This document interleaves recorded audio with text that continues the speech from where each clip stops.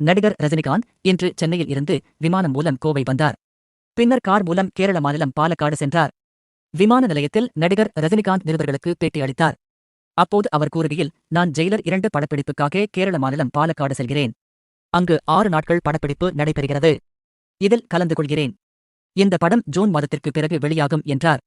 மேலும் ராஜ்கமல் பிலிம்ஸ் மற்றும் ரெட் ஜெயன்ஸ்க்கு சேர்ந்து ஒரு திரைப்படம் செய்யப்போகிறேன். அந்த படத்திற்கு இயக்குனர் யார் என்பது இன்னும் முடிவு செய்யப்படவில்லை. நானும் கமல்ஹாசனும் இணைந்தது நடிக்க வேண்டும் என்பது என்னுடைய ஆசை. எனவே அதற்கு ஏற்றது போல கதாபாத்திரம் கிடைத்தது என்றால் நிச்சயமாக நடிப்பேன். ஆனால் அந்த படத்திற்கான ஐடியா அப்படியே இருக்கிறது. இன்னும் கதாபாத்திரம் இயக்குனர் யார் என்பது தேர்வு செய்யப்படவில்லை எனவும் ரஜினிகாந்த் தெரிவித்தார். தொடர்ந்து ரஜினிகாந்திடம் திரைக்கலைஞர்களுக்கு கூடும் கூட்டம் ஓட்டாக மாறுமா என கேள்வி எழுப்பப்பட்டது.